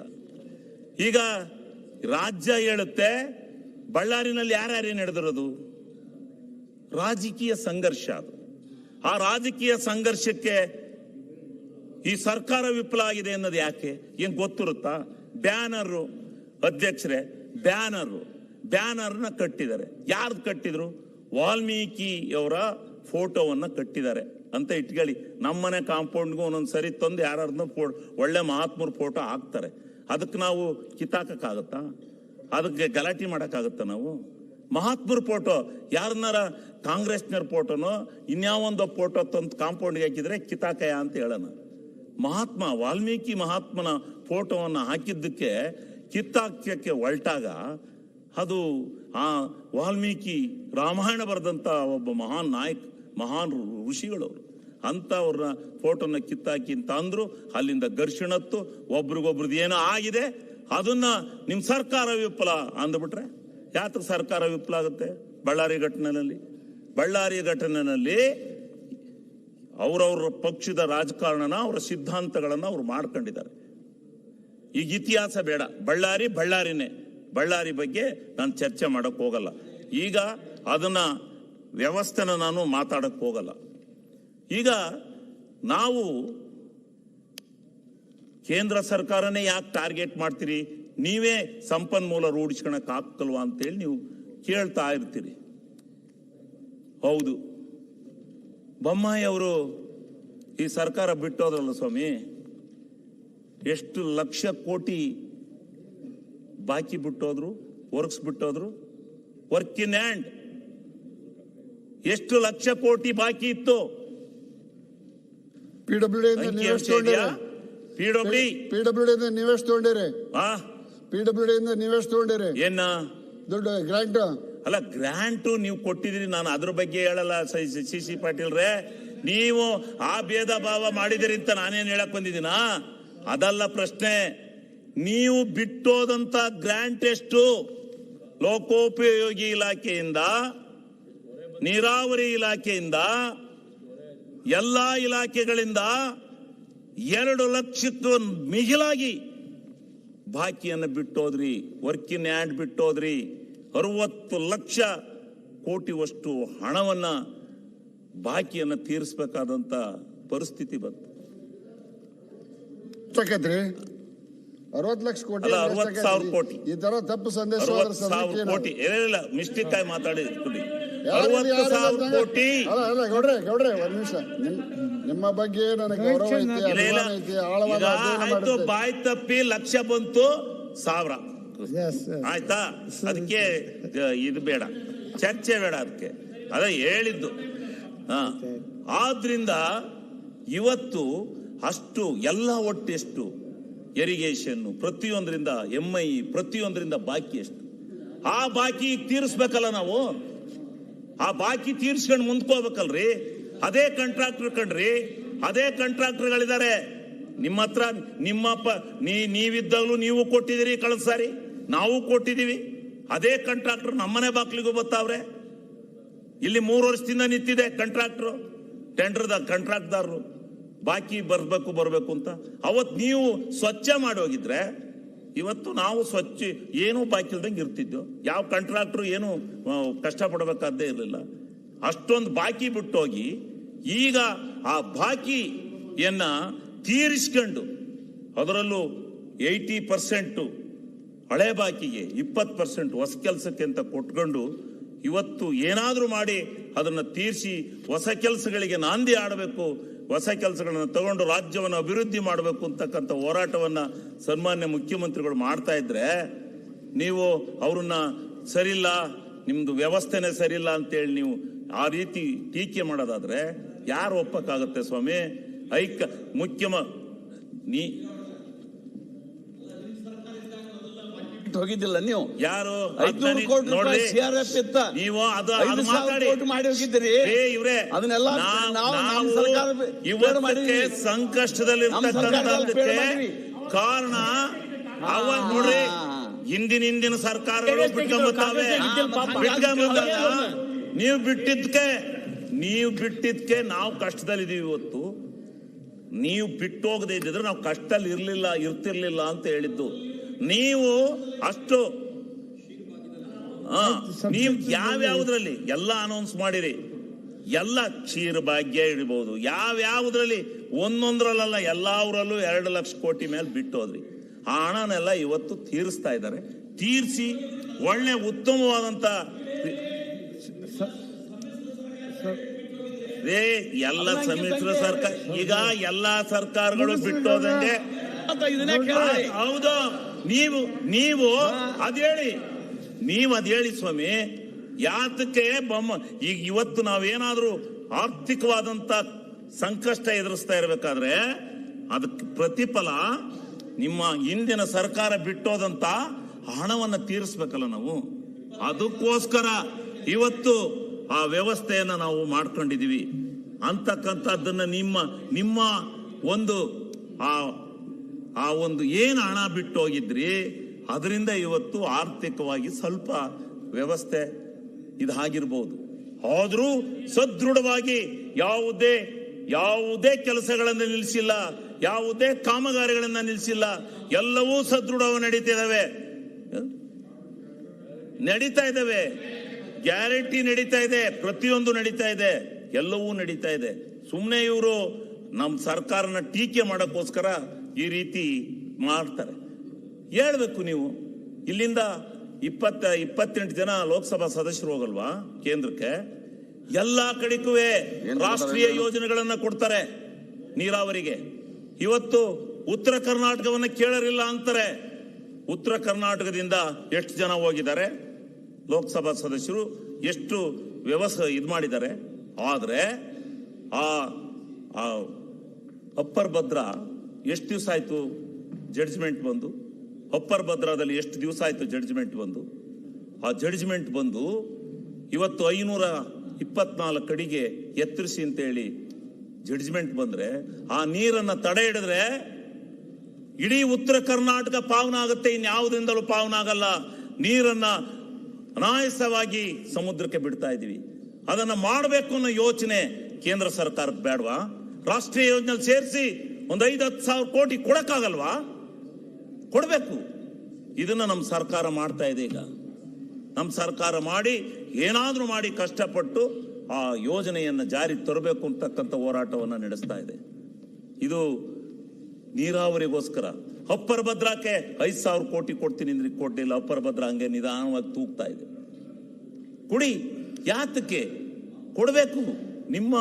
ನಿಮ್ಮ ಹಣಕಾಸಿನ ವ್ಯವಸ್ಥೆ ನಿಮ್ಮಲ್ಲಿ ಯಾತಕ್ಕೋಸ್ಕರ ಕೇಂದ್ರವನ್ನ ಬೆಟ್ ಮಾಡಿ ತೋರಿಸ್ತಾ ಇದೀವಿ ಅಂದ್ರೆ, ನಮ್ಮನ್ನ ಹಂಗ್ ಮಾಡಿದ್ರಿ, ನಾವ್ ಯಾವ್ದಕ್ಕೂ ಟ್ಯಾಕ್ಸ್ ಹಾಕಂಗಿಲ್ಲ, GST ತಂದ್ರಿ, ಅದು ಒಂದು ಬಿಲ್ ತಂದ್ರಿ. ಇಲ್ಲಿ GST ಅನ್ನ ತಂದು ಎಲ್ಲಾ ದುಡ್ಡನ್ನು ನೀವು ಇದು ಮಾಡ್ಕೊಂಡ್ರಿ. ಈಗ GST ನಾವ್ ಯಾವ್ದಕ್ಕೂ ಟ್ಯಾಕ್ಸ್ ಹಾಕಂಗಿಲ್ಲ, 4 ಕಮ್ಯಾಡಿಟಿ ಟ್ಯಾಕ್ಸ್ ಹಾಕ್ಬೋದು. ಅದರಿಂದ ಎಷ್ಟು ಸಂಪಾದನೆ ಮಾಡಕ್ಕಾಗುತ್ತೆ? ನಾವು ನಮ್ಮ GST ವ್ಯವಸ್ಥೆನ ನೀವು ಕಿತ್ಕೊಂಡ್ರಿ, ಎಲ್ಲವನ್ನು ಕಿತ್ಕೊಂಡು. ನಾನು ಅವತ್ತು ಸುಮಾರು ಹೊತ್ತು ರಾತ್ರಿ ಆಗಿತ್ತು, ನಡೀತಾ ಇತ್ತು ಇದು ಅಸೆಂಬ್ಲಿ. ಇದು ಯಾಕೋ ಕೇಂದ್ರ ಸರ್ಕಾರ ಈ ತಂದಿರ್ತಕ್ಕಂಥ ಕಾನೂನು ನನಗೆ ಇಷ್ಟಪಡಲ್ಲ.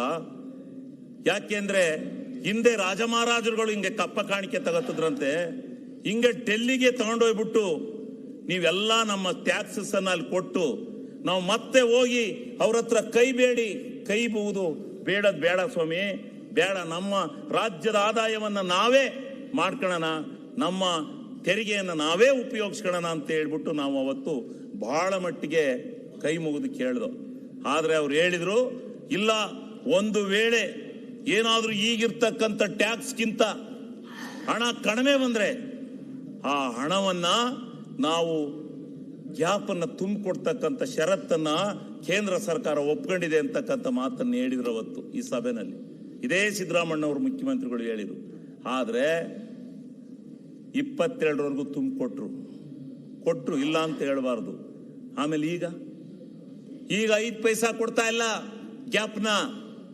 ನಮ್ಗೆ GST ಎಷ್ಟು ಬರುತ್ತೋ ನಮ್ಮ ಭಾಗಕ್ಕಷ್ಟೇ. ನಮ್ ಬರ್ತಕ್ಕಂಥ ಟ್ಯಾಕ್ಸ್ಗೂ GSTಗೂ ಎಷ್ಟು ಪ್ರಮಾಣ ಕಡಿಮೆ ಆಗಿದೆ. ಇವತ್ತು ನಾವು ಒಂದು ಹೊಸ ಯೋಜನೆಯನ್ನು ತಗೋಬೇಕು ಅಂತ ಅಂದ್ರೆ ಆ ಹೊಸ ಯೋಜನೆಗೆ ನಾವು ಟ್ಯಾಕ್ಸ್ ಹಾಕಂಗಿಲ್ಲ, ನಮ್ಮ ಹತ್ರ ಇಲ್ಲ ಇವತ್ತು ಅಧಿಕಾರ. ಇದನ್ನೆಲ್ಲ ವ್ಯವಸ್ಥೆನ ಹಾಳು ಮಾಡಿ ಇವತ್ತಿನ ದಿವಸ ನೀವು ನಮ್ಮ ರಾಜ್ಯಗಳನ್ನ ಎಲ್ಲೋ ಒಂದು ಕಡೆ ಇಕ್ಕಟ್ಟಿಗೆ ಸಿಕ್ಕಿಸಿ ನೀವು ಇದು ಮಾಡ್ತಕ್ಕಂಥ ರೀತಿ ಸರಿಯಾ? ಇದನ್ನು ಎಷ್ಟರ ಮಟ್ಟಿಗೆ ನೀವು ಇದನ್ನು ಸಮರ್ಥನೀಯ ಅಂತ ಹೇಳಿ ನೀವು ಒಪ್ಕೊಳ್ಳಿಕ್ಕೆ ಸಾಧ್ಯ? ಈ ರೀತಿ ಎಲ್ಲ ರೀತಿ 1, 2, 3 ಅಂತಕ್ಕಂಥದ್ದಲ್ಲ. ಎಲ್ಲ ವಿಚಾರವಾಗಿ ಇವರು ಕಾನೂನಿನ ಸುವ್ಯವಸ್ಥೆ ಕೆಟ್ಟೋಗಿದೆ. ಪರಪ್ಪನಗ್ರಹಾರದಲ್ಲಿ ಈಗ ನಡೀತಾ ಇದೆಯಾ ಡ್ಯಾನ್ಸು ನೋಡಕ್ಕೆ?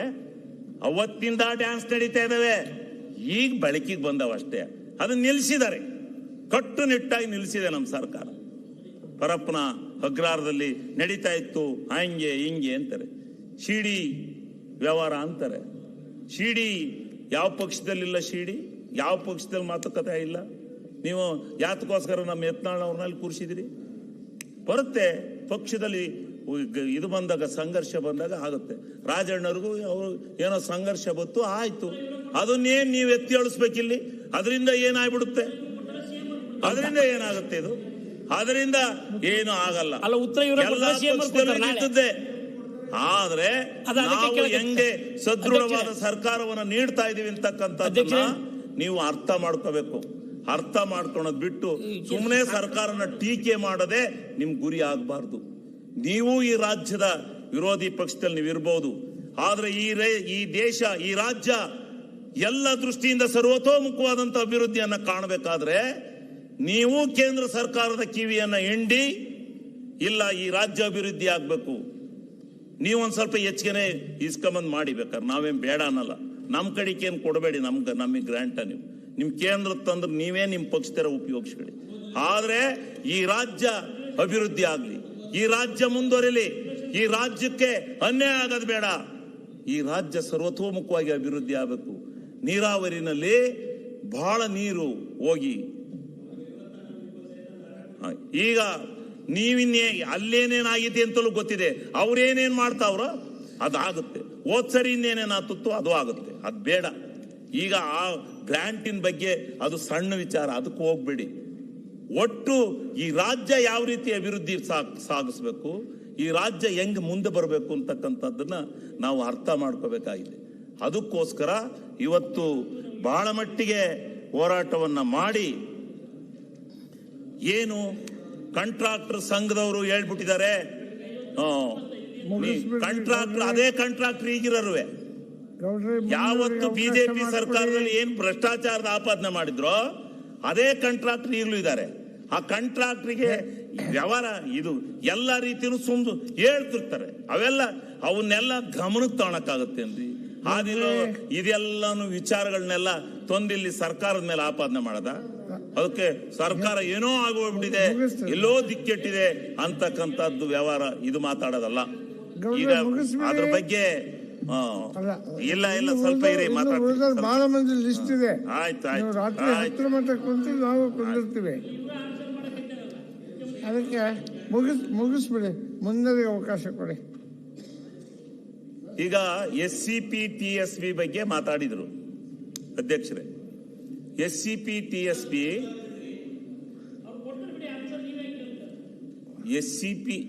TSP ಬಗ್ಗೆ ಮಾತಾಡ್ತಾ ಇದ್ದೀನಿ ನಾನು. ಯಾರು ಅವ್ರು ಮಾತಾಡಿದ್ ನಾನು ಮಾತಾಡಲ್ಲ, ನಾನು ಮಾತಾಡ್ತಾ ಇದ್ದೀನಿ. SCP TSP ನಮ್ಮ ಸರ್ಕಾರ, ನಮ್ಮ ರಾಜ್ಯದ ಅಂದಿನ ಮುಖ್ಯಮಂತ್ರಿಗಳು ಅವತ್ತಿನ ನಾವು ಮುಖ್ಯಮಂತ್ರಿಗಳು ತಂದದ್ದು. ಈ ರಾಜ್ಯದಲ್ಲಿ SCP TSP ದುಡ್ಡು ನೇರವಾಗಿ ಅವ್ರಿಗೆ ಹೋಗ್ತಿರ್ಲಿಲ್ಲ. ಇವತ್ತು ನೇರವಾಗಿ ಅವ್ರಿಗೆ ತಲುಪ್ತಾ ಇದೆ. ಮೊದಲು ತಲುಪ್ತಾ ಇರಲಿಲ್ಲ. ಅದಕ್ಕೊಂದು ಕಾನೂನು ತಂದ್ರು ಬೆಳಗಾಂನಲ್ಲಿ. ಆ ಕಾನೂನು ತಂದದ್ದರ ಅಡಿನಲ್ಲಿ ಆ SCP TSP ಇವತ್ತು ಅವ್ರಿಗೆ ಹೋಗ್ತಾ ಇದೆ. ಅದನ್ನು ನಾವು ಅರ್ಥ ಮಾಡ್ಕೋಬೇಕು. ಸುಮ್ಮನೆ ಏನೋ ಒಂದು ರೀತಿನಲ್ಲಿ ಮಾತಾಡ್ತಕ್ಕಂಥದ್ದಲ್ಲ. ಇವತ್ತು ಯಾವ ಪನ್ನಣ್ಣವರು ಭಾಷಣ ಮಾಡಿ ಹೇಳಿದ್ರು, ಏನೇನು ಅಂಕಿ ಸಂಖ್ಯೆಗಳನ್ನು ಕೊಟ್ಟರು, ಕಾನ್ಸ್ಟಿಟ್ಯೂಷನಲ್ ಇದನ್ನೇನು ಹೇಳಿದ್ರು, ಅದ್ರ ಬಗ್ಗೆ ನೀವು ಸ್ವಲ್ಪ ಯೋಚನೆ ಮಾಡಿ ಗಮನ ಹರಿಸಿ. ಉತ್ತಮವಾದಂಥ ಸರ್ಕಾರವನ್ನು ನಾವು ಕೊಡ್ತಾ ಇದ್ದೀವಿ. ಉತ್ತಮವಾಗಿರ್ತಕ್ಕಂಥ ಸರ್ಕಾರವನ್ನು ನಾವು ನೀಡ್ತಾ ಇದ್ದೀವಿ. ನೀಡಿ ನಮ್ಮ ಸರ್ಕಾರ ಬಹಳ ಮುಖ್ಯವಾಗಿ ಮುಂದೆ ಹೋಗ್ತಾ ಇದೆ. ಇವತ್ತು ನಿಜವಾಗ್ಲೂ ಗ್ರಾಮೀಣ ಪ್ರದೇಶದ ಹೆಣ್ಣು ಮಕ್ಕಳು ಎಷ್ಟು ಸಂತೋಷಭರಿತರಾಗಿದ್ದಾರೆ ಅಂದ್ರೆ, ಅವರು ಎಲ್ಲಿ ಮನೆ ಬಿಟ್ಟು ಆಚೆ ಕಡೆಗೆ ಹೋಗಕ್ಕಾಗ್ತಾ ಇರಲ್ಲ. ಇವತ್ತು ಇಡೀ ಕರ್ನಾಟಕ ರಾಜ್ಯವನ್ನ ಟೂರ್ ಹೊಡ್ಕೊಂಡು ತಿರುಗ್ತಾ ಇದ್ದಾರೆ. ಸ್ವಾವಲಂಬಿಗಳಾಗಿದ್ದಾರೆ. ಇವತ್ತು ಎಲ್ಲಿ ಬೇಕಾದರೂ ಅವರು ತಿರುಗ್ತಾ ಇದ್ದಾರೆ. ಇಂಥ ವ್ಯವಸ್ಥೆನಲ್ಲಿ ಅವರಿದ್ದಾರೆ. ನಾನು ಹೇಳೋದು ಅದು ಒಂದೇ ಅಲ್ಲ. ಈ ದೇಶ ಸದೃಢವಾದಂಥ ವ್ಯವಸ್ಥೆ, ಆರ್ಥಿಕ ವ್ಯವಸ್ಥೆನಲ್ಲಿ ಈ ರಾಜ್ಯ ಬರಬೇಕಾದ್ರೆ ಕೇಂದ್ರ ಸರ್ಕಾರದ ಗದಾಪ್ರಹಾರ ನಿಲ್ಲಬೇಕು. ನಮಗೆ ಬರಬೇಕಾದಂತ ಸಕಲವನ್ನ ಏನೇನು ನಮಗೆ ಬರಬೇಕು, ಹಣಕಾಸು ಆಯೋಗ ಏನು ತೀರ್ಮಾನ ಮಾಡಿದೆ ಆ ಎಲ್ಲ ತೀರ್ಮಾನಗಳಿಗೆ ಬದ್ಧರಾಗಿ ನಮಗೆ ಬರ್ತಕ್ಕಂಥ ಬಾಕಿಯನ್ನು ಅವರು ಕೊಡ್ತಕ್ಕಂಥ ವ್ಯವಸ್ಥೆಯನ್ನ ಮಾಡಬೇಕು ಅಂತಕ್ಕಂಥ ಮಾತನ್ನ ನಾನು ಈ ಸಂದರ್ಭದಲ್ಲಿ ಮತ್ತೊಮ್ಮೆ ಅವರಿಗೆ ಪುನರುಚ್ಚರಿಸಿ, ಅದರಿಂದ ಇವತ್ತು ನೀವು ರಾಜ್ಯಪಾಲರ ವಿಚಾರದಲ್ಲಿ ಒಂದೇ ಒಂದು ಮಾತನ್ನ ನಾನು ಈ ಸಂದರ್ಭದಲ್ಲಿ ಹೇಳ್ತೇನೆ. ರಾಜ್ಯಪಾಲರು ನಾವು ಯಾಕೆ ಅದನ್ನ, ಅವರು ಘನವತ್ತ ರಾಜ್ಯಪಾಲರು, ಅವ್ರ ಬಗ್ಗೆ ನಾನು ಯಾವ ವಿಚಾರ, ಅದು ಸಂವಿಧಾನಿಕವಾಗಿರ್ತಕ್ಕಂಥ ಅಧಿಕಾರ, ಅದನ್ನ ನಾವು ಯಾವುದನ್ನು ಮಾತನಾಡಬಾರ್ದು. ಆದ್ರೆ ಅವರು ನಮಗೆ ಒಂದೇ ಒಂದು ಏನು ವಿಚಾರ ಅಂದ್ರೆ, ಈ ರಾಜ್ಯ ಇವತ್ತು ರಾಜ್ಯಪಾಲರು ಏನೇನು ಸಂದೇಶಗಳನ್ನ, ಏನೇನು ಯೋಜನೆಗಳನ್ನ, ಏನೇನು ಈ ರಾಜ್ಯದ ಸಂಕಷ್ಟಗಳನ್ನ ನಿವಾರಣೆ ಮಾಡಲಿಕ್ಕೆ ತಮ್ಮ ಸರ್ಕಾರ ಬದ್ಧವಾಗಿದೆ ಅಂತಕ್ಕಂಥದ್ದನ್ನ ಇಡೀ ರಾಜ್ಯದ ಜನತೆಗೆ ತಿಳಿಸ್ತಾರೆ ಅಂತಕ್ಕಂಥದ್ದು ಒಂದು. ರಾಜ್ಯಪಾಲರಾಗಿ ಒಂದೇ ಒಂದು ಅವ್ರ ನಡೆ ನುಡಿ ಬಗ್ಗೆ ನಾನು ಮಾತನಾಡಕ್ ಹೋಗಲ್ಲ, ನಾನು ಅದ್ರ ಬಗ್ಗೆ ನಾನು ಟೀಕೆ ಮಾಡಕ್ ಹೋಗೋದಿಲ್ಲ. ಆದ್ರೆ ಅದು ಒಂದ್ ಕಡೆ ಎಲ್ಲೋ ಏನಪ್ಪ ಈ ಕರ್ನಾಟಕ ರಾಜ್ಯದ ವ್ಯವಸ್ಥೆ ಅಂತಕ್ಕಂಥದ್ದು ಬಹಳ ಜನಕ್ಕೆ ಬೇಸರ ಆಗಿದೆ. ಇದು ಇಲ್ಲೊಂತ ನಡೀತಾ ಇಲ್ಲ, ತಮಿಳುನಾಡಿನಲ್ಲಿ ನಡೀತು. ಎಲ್ಲಿ ವಿರೋಧಿ ಶಾಸಕ ಸರ್ಕಾರಗಳಿದೆ, ಅಲ್ಲೇ ಈ ತರ ಮಾಡ್ತಾ ಇದಾರಲ್ಲ, ಇದು ಸರಿಯಾ? ಇದಾಗಬಾರ್ದು. ಈ ಪ್ರಜಾಪ್ರಭುತ್ವ ವ್ಯವಸ್ಥೆ ಒಳಗಡೆ ಉತ್ತಮವಾಗಿರ್ತಕ್ಕಂಥ ಆಡಳಿತವನ್ನ ಕೊಡ್ತಕ್ಕಂಥ ನಿಟ್ಟಿನಲ್ಲಿ ಪ್ರಾಮಾಣಿಕವಾಗಿರ್ತಕ್ಕಂಥ ಕೆಲಸವನ್ನ ನಾವು ಮಾಡಬೇಕು ಅಂತಕ್ಕಂಥದ್ದನ್ನ ಹೇಳಿ, ಇವತ್ತು ಒಂದು ವಿಚಾರ ಹೇಳ್ಬಿಡ್ತೀನಿ ಅಷ್ಟೇ. ಈಗ ನೀವೆಲ್ಲ ಏನ್ ಮಾಡ್ತೀರಿ, ಮನೆಗಳು ಕೊಟ್ಟಿಲ್ಲ ಅಂತ ಆ ಕಡೆಯಿಂದ ವಿರೋಧ ಪಕ್ಷದವರೆಲ್ಲ ಏನು ಬಂಬಡ ಹೊಡಿತಾರೆ. ಪಾಪ ಅವ್ರ ಸಂಕಷ್ಟ ಅವ್ರು ಹೇಳ್ತಾರೆ, ಅವ್ರು ಏನು ಕೂಗ್ತಾರೆ, ಇದು ಮಾಡ್ತಾರೆ, ಮನೆಗಳು ಬಂದಿಲ್ಲ. ಈ ಮನೆಗಳನ್ನ ಏನ್ ಮಾಡಿದ್ರು ಪ್ರಧಾನಮಂತ್ರಿಗಳು? PMAY ಅಂತ ಹೇಳಿ ಮಾಡಿ ಪ್ರಧಾನಮಂತ್ರಿ ಆವಾಸ್ ಯೋಜನೆ ಅಂತ ಮಾಡಿದ್ರು. ಮಾಡಿ 72,000 ಕೇಂದ್ರ ಸರ್ಕಾರ ಅಂತಲೂ ಹೇಳ್ತು, 48,000 ರಾಜ್ಯ ಸರ್ಕಾರ ಅಂತಲೂ ಹೇಳ್ತು. ಆಮೇಲೆ ಏನ್ ಹೇಳ್ತು? ಇನ್ನು 25,000 ನರೇಗಾದಿಂದ ತಗೊಳ್ಳಿ ಅಂತಲೂ ಹೇಳ್ತು. ಕಾನೂನನ್ನು ಮಾಡ್ತು. ಕಾನೂನು ಮಾಡಿ ಮನೆಗಳನ್ನ ಕೊಡಬೇಕು ಅನ್ನೋಂಥ ಸಂದರ್ಭದಲ್ಲಿ ನೀವೊಂದು ಸಮೀಕ್ಷೆಯನ್ನ ಮಾಡಿಸಿ ಒಂದು ಪಟ್ಟಿ ತಗೊಂಡು ಈ ಗ್ರಾಮ ಪಂಚಾಯತಿ ಕೊಟ್ಟಿದಿರಲ್ಲ, ನಾವೇನಾರ ಯಾರಿಗಾರ ಮನೆ ಕೊಡಬೇಕಾದ್ರೆ ಒಬ್ಬ ಸಂಕಷ್ಟ ಬಂದ್ರೆ ಆ ಮನೆ ಪಟ್ಟಿನಲ್ಲಿ ಆ ಹೆಸರಿರ್ಬೇಕು ಅಂತ ಹೇಳಿದ್ರೆ ಇವತ್ತು ಹೆಂಗೆ ಮನೆಗಳನ್ನ ಈ ರಾಜ್ಯದಲ್ಲಿ ನಾವು ತುಂಬಲಿಕ್ಕೆ ಸಾಧ್ಯ ಆಗುತ್ತೆ? ಹೆಂಗೆ ಮನೆಗಳನ್ನ ಕೊಡ್ಲಿಕ್ಕಾಗತ್ತೆ? ಇಂಥ ಯೋಜನೆಗಳನ್ನ ತಂದ್ರೆ ಏನ್ ಮಾಡೋದು? ಆಮೇಲೆ ಫಸಲ್ ಬಿಮಾ ಯೋಜನೆ ಅಂತ ತಂದ್ರಿ, ರೈತರು ಸಂಕಷ್ಟಕ್ಕೆ ಸಿಗ್ತಾರೆ, ಬೆಳೆ ಹಾನಿಗೆ ಸಂಕಷ್ಟಕ್ಕೆ ಸಿಗ್ತಾರೆ ರೈತರು. ಆಗ ಆ ಫಸಲ್ ಬಿಮಾ ಯೋಜನೆಯಲ್ಲಿ ನಮ್ಮ ರಾಜ್ಯ ಸರ್ಕಾರ ಒಂದೇ ಹಣವನ್ನ ಭರಿಸ್ತಕ್ಕಂಥ ಸಿದ್ಧಾಂತವನ್ನು ಇಟ್ಕೊಂಡು ಕಾನೂನನ್ನು ನೀವು ಏನ್ ಮಾಡಿರಿ? ಎರಡು ಕೇಂದ್ರ ರಾಜ್ಯ ಎರಡೂ ಸೇರಿ ರೈತರಿಗೆ ಬಹಳ ಉತ್ಕೃಷ್ಟವಾಗಿ ಮಾಡ್ಬಿಡ್ತೀವಿ ಅಂತ ಹೇಳ್ಬಿಟ್ಟು ಒಂದು ಒಳ್ಳೆ ಕಾನೂನು ತಂದೆವು ಅಂತ ಹೇಳ್ಕೊಂಡ್ರಿ. ಆದ್ರೆ ಇವತ್ತು ಆ ಫಸಲ್ ಬಿಮಾ ಯೋಜನೆ ಏನಾಗಿದೆ ಅಂತ ಗೊತ್ತಾ? ನಿಮಗೆ ಗೊತ್ತಿಲ್ವಾ? ಶಾಸಕರುಗಳಿಗೆ ಯಾರಿಗೆ ಗೊತ್ತಿಲ್ಲ? ಈ ಯೋಜನೆ ಸರಿ ಮಾಡಕ್ ಹೇಳಿ ಮೊದಲು ಆಗ ರೈತರ ಸಂಕಷ್ಟ ನಿವಾರಣೆ ಆಗುತ್ತೆ ಅಂತ ಹೇಳಿ. ಸನ್ಮಾನ್ಯ ಅಧ್ಯಕ್ಷರೇ, ನೀವು ಅಧ್ಯಕ್ಷರೇ, ನೀವು ಅವಕಾಶ ಮಾಡಿಕೊಟ್ಟದ್ದಕ್ಕೆ ನಿಮಗೆ ಧನ್ಯವಾದಗಳನ್ನು ಹೇಳಿ ನನ್ನ ಮಾತು ಮುಗಿಸ್ತೇನೆ. ಈಗ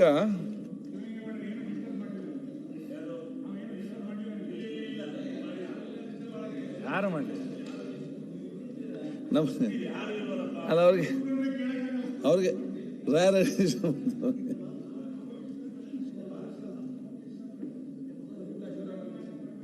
ಸುರೇಶ್ಕುಮಾರ್ ಇದ್ದಾರ? ಸುರೇಶ್ಕುಮಾರ್ ಈಗ ನೋಡಿ, ನಾಳೆ ಒಂದು ದಿವಸ ಇದೆ ಮಾತಾಡ್ಲಿಕ್ಕೆ. ಸೊ ಯಾರ್ಯಾರಿಗೆ ಮಾತಾಡ್ಬೇಕಂತ ಹೇಳಿ ಇವತ್ತೇ ಅದರ ಒಂದು